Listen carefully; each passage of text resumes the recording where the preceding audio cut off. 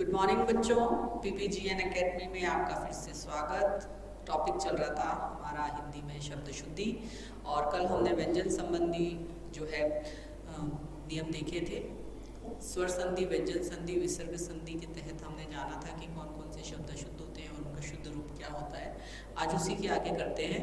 तो आप लोग ज़्यादा से ज़्यादा हमारे चैनल को लाइक कीजिए, सब्सक्राइब कीजिए, शेयर कीजिए, और ये जो क्लासेस हो रही हैं उनको दूर तक पहुंचाने का काम कीजिए। तो चलिए आगे हम करते हैं समास संबंधी जो अशुद्धियां हैं। 15 नंबर पे है समास संबंधी जो अशुद्धियां होती हैं, ठीक है ना। समास संबंधी समास हमने किए थे, 6 समास होते हैं। देखिए, द्वंद्व, द्विगु, गर्भधारय, तत्पुरुष, बहुव्रीहि और अव्ययीभाव समास, ठीक है। तो अब देखिए, सही सामासिक पद के अभाव में, सही सामासिक पद के अभाव में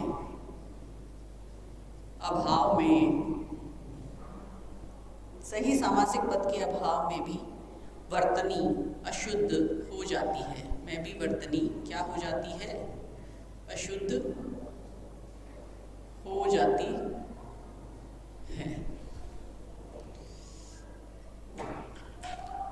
हो जाती है।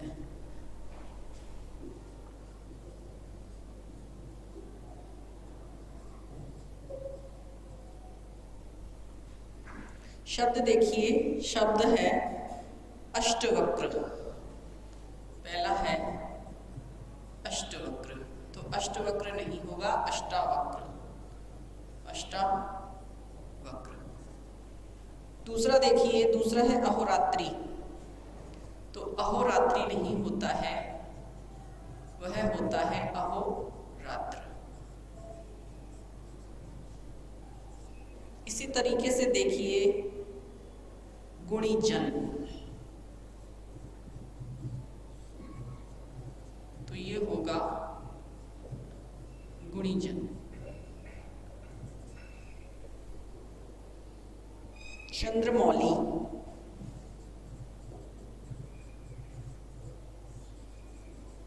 शब्द होगा चंद्रमौली।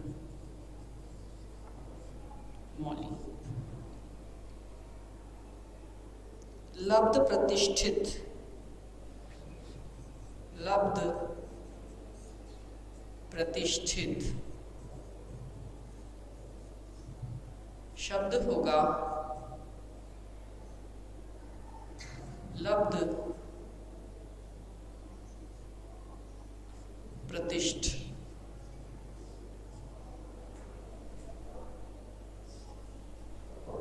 अगला शब्द देखिए आमचूर। आमचूर नहीं होगा, शब्द होगा अमचूर।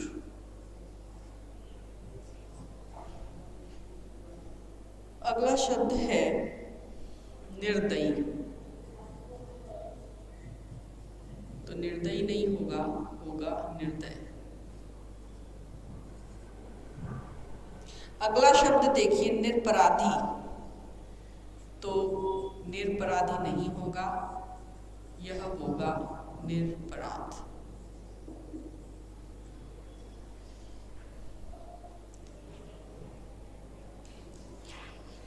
फिर देखिए 16वें नंबर पर प्रत्यय संबंधी। प्रत्यय संबंधी हमने उपसर्ग और प्रत्यय भी किए थे, ठीक है। तो हिंदी में प्रत्ययों के मेल पर कहीं कहीं, प्रत्ययों के मेल पर कहीं मूल शब्द के प्रथम वर्ण के स्वर में वृद्धि होती है ना। और कई ऋस्वीकरण फलित शब्द की वर्तनी क्या हो जाती है? अशुद्ध हो जाती है। तो कहीं कहीं भाववाचक संज्ञा में और प्रत्यय लगने से वर्तनी अशुद्ध हो जाती है, और कहीं अनावश्यक प्रत्यय लगने से। यानी कि कहने का मतलब ये है कि कहीं पे प्रत्यय लग रहा है और वह शब्द अशुद्ध हो रहा है, और कहीं पर प्रत्यय नहीं लग रहा है और वह शब्द अशुद्ध हो रहा है। इतनी बात ध्यान में रखनी है आपको।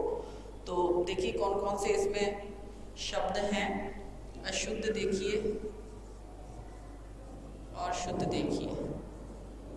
मैं चलो वो लिखवा दिखा ही देती हूँ आपको, जब इतना पढ़ रहे हैं तो कोई नहीं, वो भी नोट कर लेते हैं कि हिंदी में कतिपय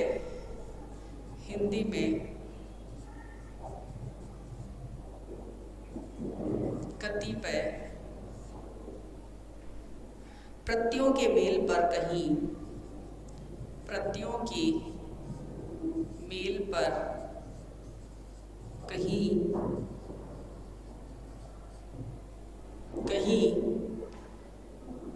मूल शब्द के प्रथम वर्ण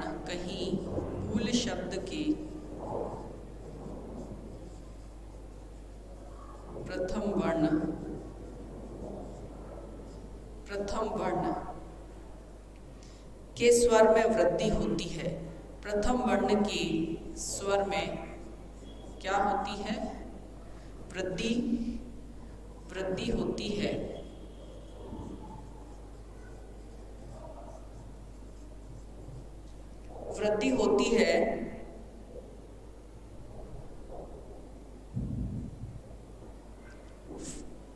तो कहीं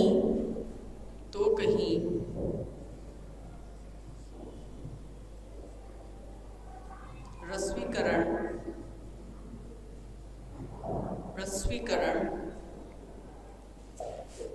फलत, तो कह रहे हैं कि हिंदी में कतिपय प्रत्ययों के मेल पर, किसके मेल पर? प्रत्ययों के मिलने पर कहीं जो मूल शब्द होता है, तो मूल शब्द का जो प्रथम वर्ण है, तो प्रथम वर्ण का जो स्वर है उसमें क्या होती है? वृद्धि हो जाती है। और कहीं क्या होता है? वो घट जाता है। रस्वीकरण यानी कि कम होना, और वृद्धि यानी कि बढ़ना। एक स्वर बढ़ जाता है ना, और कहीं कम हो जाता है, तो उससे क्या हो जाता है? फलस्वरूप क्या होगा? तो फलत शब्द की वर्तनी क्या हो जाएगी? फलत शब्द की जो वर्तनी है वो अशुद्ध हो जाएगी, है ना। फलत शब्द की वर्तनी अशुद्ध हो जाती है, ठीक है, अशुद्ध हो जाती है।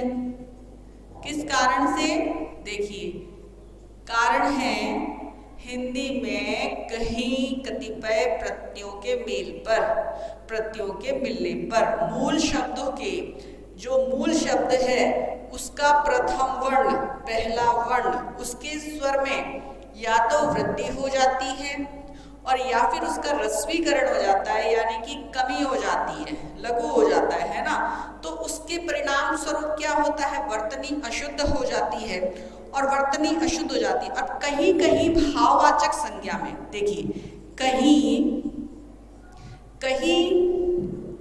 भाववाचक संज्ञा में और कहीं भाववाचक संज्ञा में, और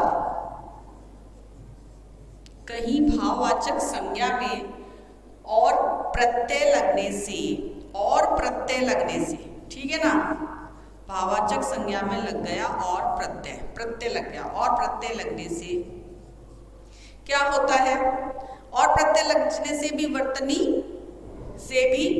वर्तनी क्या हो जाती है? अशुद्ध हो जाती है। वर्तनी जो है अशुद्ध हो जाती है। कहीं कहीं भाववाचक संज्ञा में प्रत्यय लगने से वर्तनी अशुद्ध हो जाती है,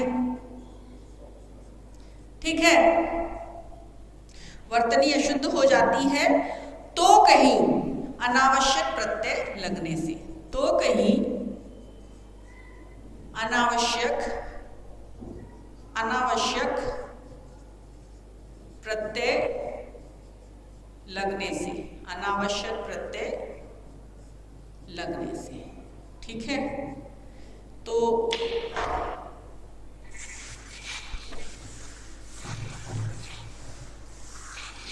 अब शब्द देख लेते हैं हम।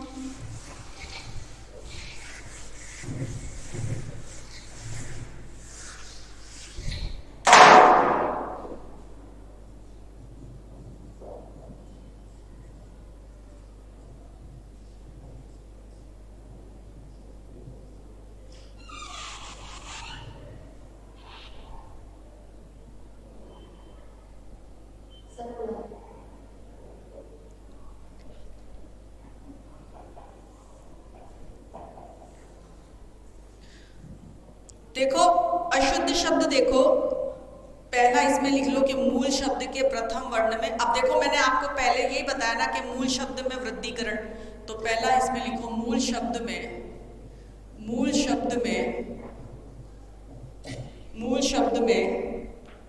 शब्द के प्रथम वर्ग में मूल शब्द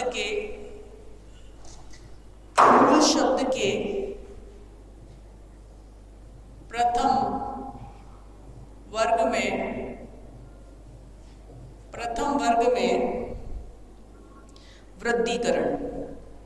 वृद्धिकरण, ठीक है, वृद्धिकरण है। तो देखिए कौन कौन से शब्द हैं वो। सबसे पहले हम देखेंगे आध्यात्मिक, है ना, तो आध्यात्मिक, तो यहां पे क्या हो जाएगा, आध्यात्मिक। फिर देखिए दूसरा शब्द अनुषंगिक,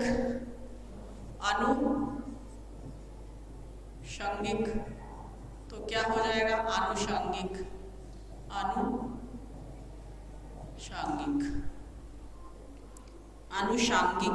नहीं, अनुषंगिक। फिर देखिए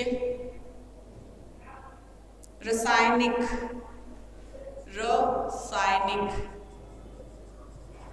यहां पे क्या हो जाएगा, रासायनिक। अब देखो समझो, मूल शब्द के प्रथम वर्ग में प्रथम वर्ण होगा, यहाँ पे प्रथम वर्ण में वृद्धिकरण, ठीक है ना। तो देखो मूल स्वर है आध्यात्मिक, तो यहाँ पर अ है, पहले से एक मतलब वर्ण है, यहाँ पे स्वर है। अब इसमें है ना प्रथम वर्ण में वृद्धि हो रही है किसकी, अ की। एक बढ़ गया ना, ये स्वर लग गया ना, ये मात्रा जो है। इसी तरीके से आनुषंगिक, ये देखो यहाँ पे भी वृद्धि हो गई। रासायनिक, यहाँ पे भी वृद्धि हो रही है ना। अगला देखो कुंतेय, नहीं होगा, ये होगा कौंतेय, ठीक है। अगला देखो, अगला है पहले वर्ण के स्वर में,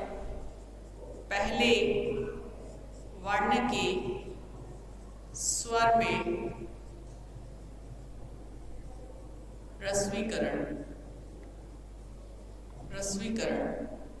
ठीक है ना। तो पहले वर्ण के स्वर में रस्वीकरण, तो देखिए अशुद्ध है ठाकुराइन, शुद्ध क्या होगा, ठकुराइन। देखो हो गया ना, रस्वीकरण हो गया ना। ध्यान दीजिए यहाँ पर क्या है, ये एक है और यहाँ पे ये हट गया है, तो रस्वीकरण हो गया, लघु हो गया। यहाँ पे दीर्घ था, यहाँ पे रस्व हो गया, तो ठाकुराइन का बन गया ठकुराइन, ठीक है। दूसरा देखो, दूसरा है भुलक्कड़,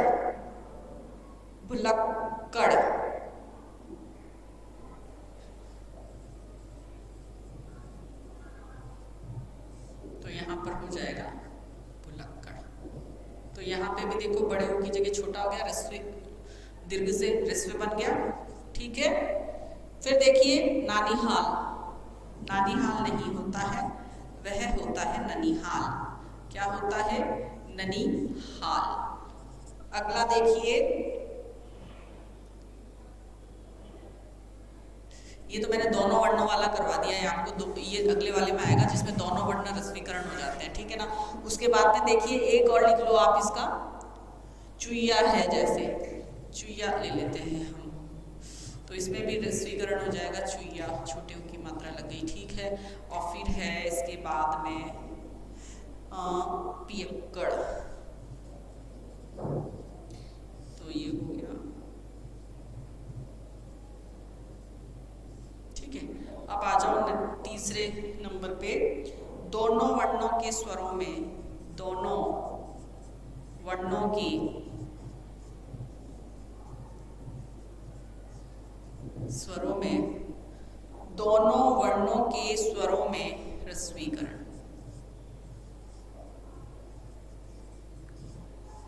तो देखो कौन कौन से हो जाएंगे, अशुद्ध लिख लेते हैं एक तरफ। तो दोनों वर्णों के स्वरों में रस्वीकरण होगा, तो रानीवास, तो क्या हो जाएगा रानीवास का? रनिवास हो जाएगा, रनिवास। देखो ये हट गया और इसमें बड़ी है, बड़ी की जगह छोटी हो गई तो रस्वीकरण हो गया, 2 वर्णों में हो गया, है ना। फिर देखिए नानीहाल जो हमने किया था, नानीहाल, तो ये हो गया ननीहाल। अगला देख लो, ऊपर लिख देते हैं,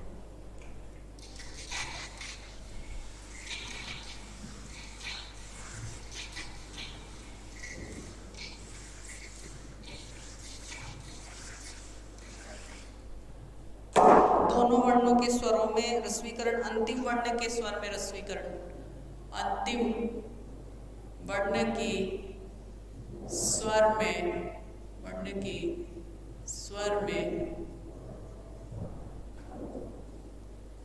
रस्वीकरण। देखो कौन सा हो गया अंतिम वर्ण के स्वर में? लड़कापन, लड़कापन है तो क्या हो जाएगा? लड़कपन। ठीक है, लड़कपन हो गया। इसी तरीके से देखो दूसरा शब्द मनिहारा, तो क्या हो जाएगा मनिहारा का? मनिहारा, मनिहार।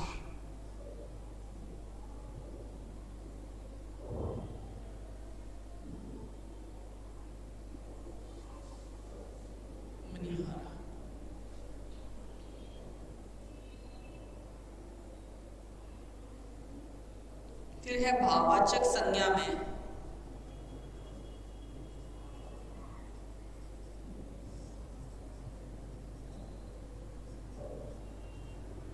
भाववाचक संज्ञा में ता प्रत्यय लगने से, ता प्रत्यय लगने से, तो देखो कौन कौन से शब्द होंगे वो?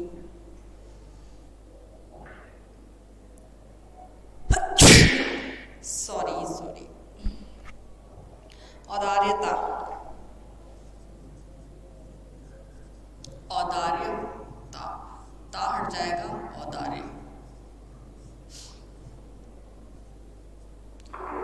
दूसरा देखिए लावण्यता,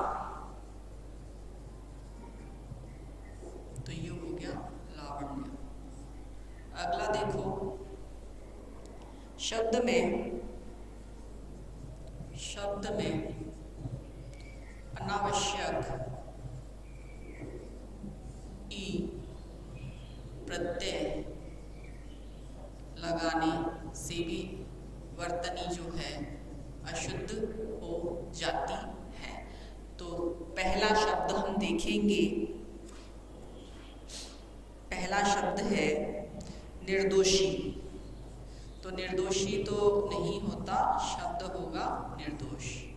निर्दोषी वह व्यक्ति निर्दोषी नहीं, निर्दोष है, ठीक है ना। इसी तरीके से देखिए निष्कलंकी, निष्कलंकी नहीं होगा, वो होगा निष्कलंक, निष्कलंक, ठीक है, तो लग जाएगा। सातवां देखो, सातवां है इत प्रत्यय की, इत प्रत्यय की अनावश्यकता के कारण, अनावश्यकता के कारण, ठीक है। तो इत प्रत्यय की अनावश्यकता के कारण है तो अनुवादित, अनुवादित, तो अनुवादित नहीं होगा, अनुदित होगा, अनुदित, ठीक है। इसी तरीके से देखिए क्रुद्ध, क्रुद्ध, क्रुद्ध, ठीक है, क्रुद्ध है ये,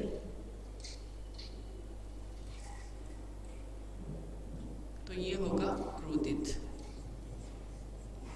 क्रोधित, ठीक है। इसी तरीके से और भी है एकत्रित, एकत्र, एकत्रित, एकत्र और एक और लिख लीजिए इसका, संयमित संयम।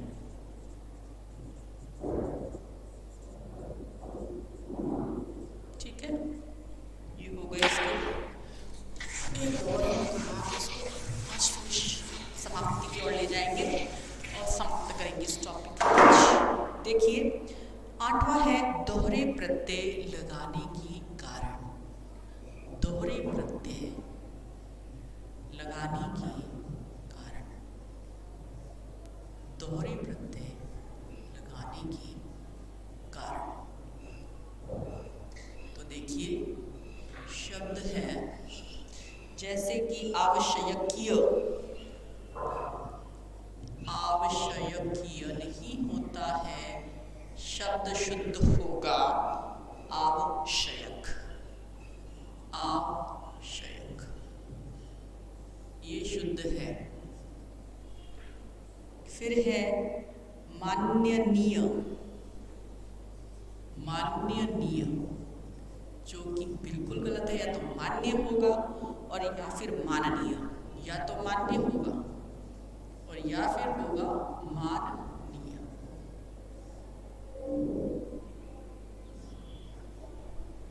अगला देखिए, करण प्रत्यय के पूर्व, करण प्रत्यय के पूर्व ई न लगाने पर, ई न लगाने पर, तो देखो शब्द है शुद्धिकरण। शुद्धिकरण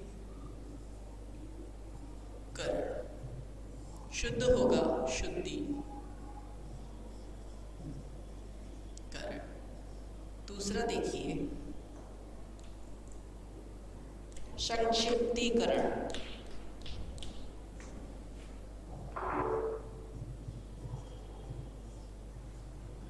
संक्षिप्तीकरण तो शब्द है संक्षिप्तीकरण।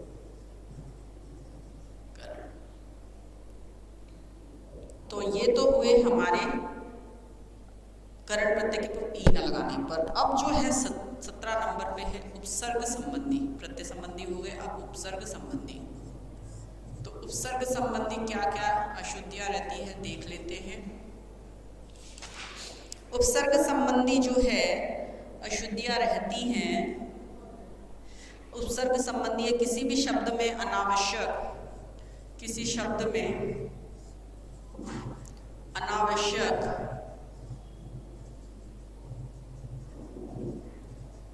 किसी शब्द में अनावश्यक,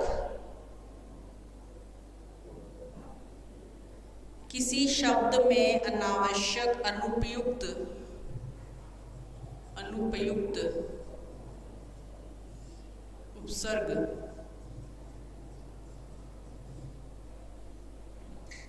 लगाने से भी, उपसर्ग लगाने से भी शब्द की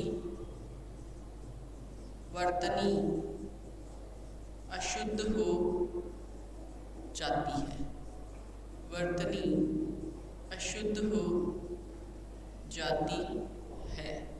जैसे शब्द देखिए आप लोग, शब्द है अभिष्ट, शुद्ध होगा अभिष्ट। इसी तरीके से दूसरा शब्द देखिए, दूसरा शब्द है संवाद, तो अनुस्वार लगेगा। ये अनुस्वार संबंधी जब आपको करवाए थे उसमें भी आया था। दरअसल में, दरअसल में, या अनावश्यक है में, तो दरअसल। इसी तरीके से देखिए सप्रेम पूर्वक, सप्रेम पूर्वक, जो कि गलत है, या तो सप्रेम होगा और या फिर प्रेम पूर्वक होगा। मार्कर चेंज कर लेते हैं।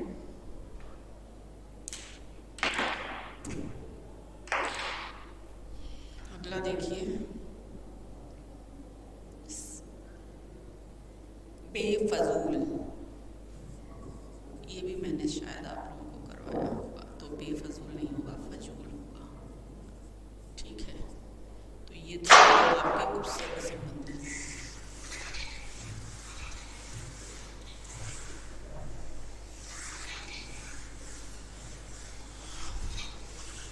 अब आ जाओ हमारे हल वर्ण संबंधी 18 हल वर्ण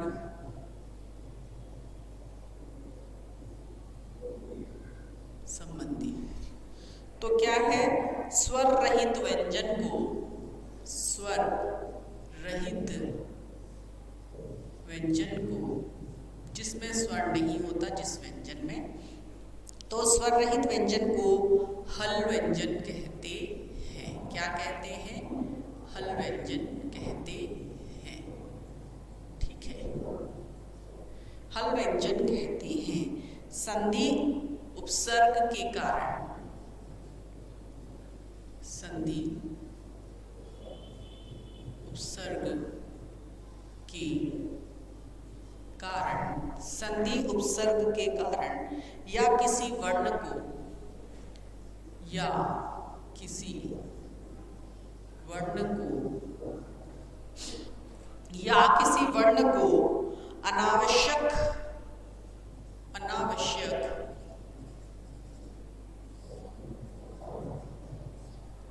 अनावश्यक हल करने, या हल वर्ण को हल करने, या हल वर्ण को, हल वर्ण को हल रूप में, हल रूप में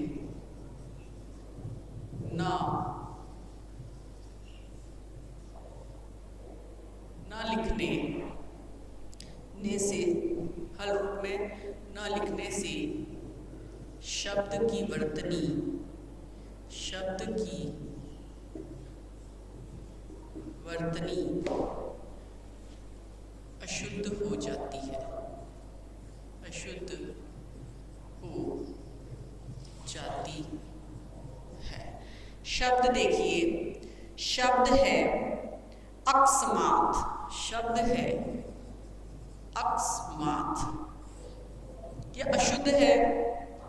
तो देखिए, अशुद्ध में हलंत नहीं लगेगा, ता के नीचे अंतिम जो अक्षर है ना, और जब शुद्ध करेंगे तो ता के नीचे क्या लग जाएगा? हलंत लग जाएगा। इसी तरीके से दूसरा शब्द देखिए, दूसरा शब्द है जगत, तो ये संसार वाला जगत है, तो ता के नीचे हलंत रहेगा। तीसरा है व्रत, तो व्रत में भी हलंत लगेगा, ता में व्रत। और फिर है षड्यंत्र, षड्यंत्र शब्द है षड्यंत्र, तो देखिए षड्यंत्र।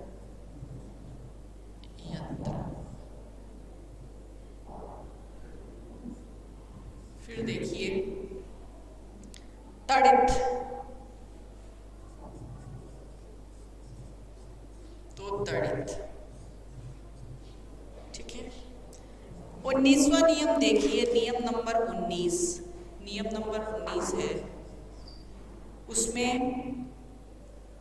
ये है कि विसर्ग संबंधी बता रहे हैं, विसर्ग संबंधी।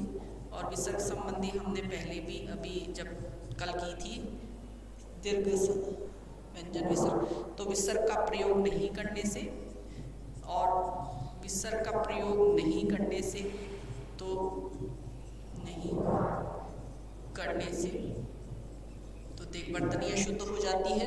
तो कौन कौन से हैं? अधपतन, देखो अधपतन, दूसरा है पैपान, तीसरा है अंतपुर। तो देखिए अधः पतन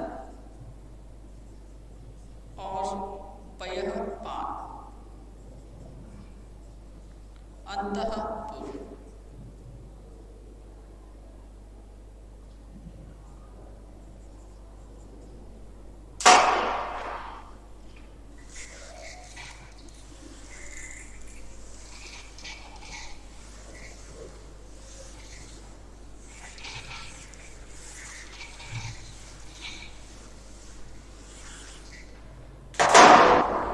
फिर है सही विसर्ग,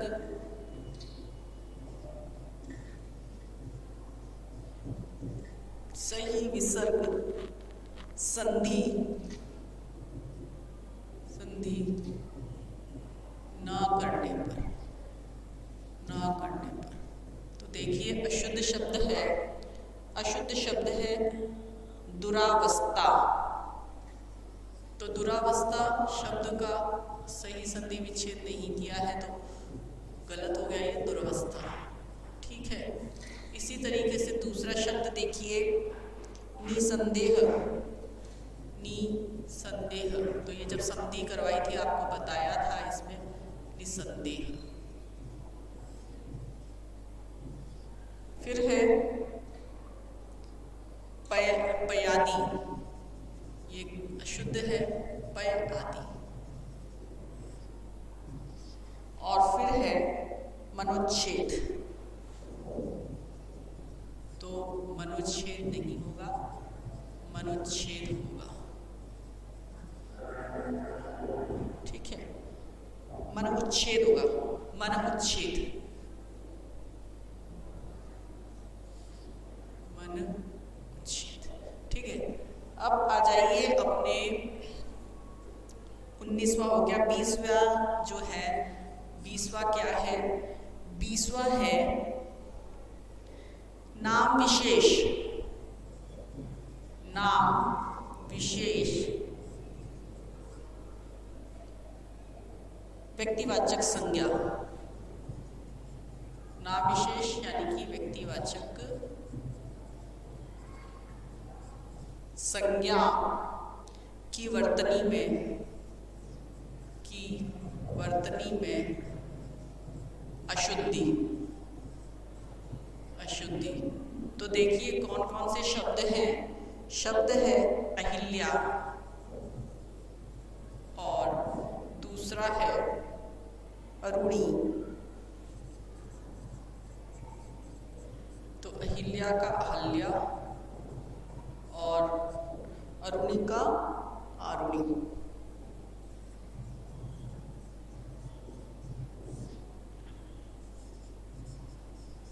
21वां देखिए, इसमें एक दो नाम करवा देती हूँ। चलिए आपको इसमें एक दो नाम और कर लो आप लोग थोड़ा अच्छे से। कौशल्या हमने करवाया है, कि कई मैंने करवा दिया। जमदाग्नि, ये कर लो जमदाग्नि, तो ये गलत है, जमदग्नि होगा, जमदग्नि। ठीक है, और पातंजलि, तो देखिए पातंजलि ये अशुद्ध है, सही शब्द होगा पतंजलि। ब्रांड बन रहा है ये आजकल बाबा रामदेव जी के कारण से। ठीक है, 4 और कर लीजिए आप लोग। द्वारिका, एक तो द्वारका हो जाएगा, द्वारका। दूसरा है भृतहरि, भृत हरि, तो ये होगा भृत हरि। ठीक है, मात्रा ऊपर भी लगेगी तब और नीचे भी। मेघनाथ, तो मेघनाथ नहीं है, मेघनाद है, मेघनाथ नहीं है, मेघनाद है। और अंतिम हो जाएगा शूर्पणखा, तो शूर्पणखा नहीं है, वो वह शब्द है शूर्पणखा। अंतिम नियम देख लो भाई इसका, कि अर्धचंद्र का प्रयोग, अर्धचंद्र का, अर्धचंद्र, अर्धचंद्र का प्रयोग ना करने के कारण, ये और लाइट हो गया है।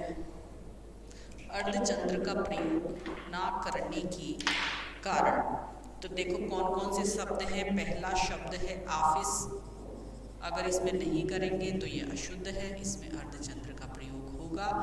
इसी तरीके से दूसरा शब्द है पॉकेट, तो पॉकेट हो जाएगा ये, इसमें भी हम करेंगे तो ये शुद्ध होगा। तीसरा देखिए हाल, तो ये हॉल हो तब होगा जब अर्धचंद्र बिंदु आएगा इसमें, अर्धबिंदु चंद्र अर्धचंद्र।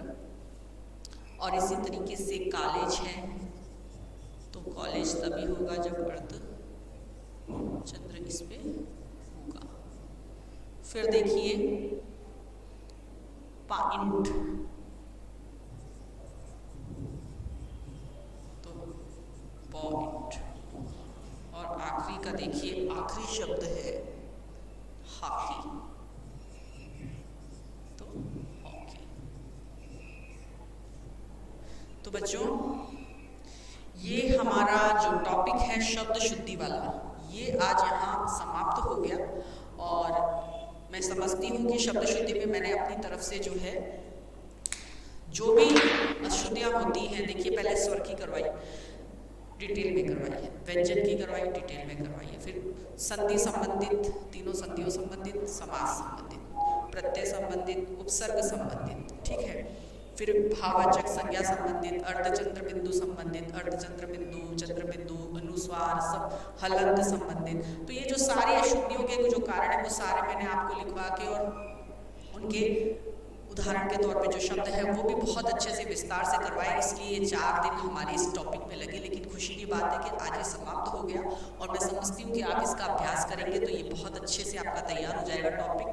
कल हम हिंदी की क्लास में यही मिलेंगे एक नए टॉपिक के साथ में। लेकिन मैं आपसे फिर भी कहना चाहूँगी कि हमारे चैनल को आप ज़्यादा से ज़्यादा मात्रा में जो है सब्सक्राइब कीजिए, लाइक कीजिए और शेयर कीजिए, ठीक है। आज की क्लास यहीं तक समाप्त। Good day, thank you all of you.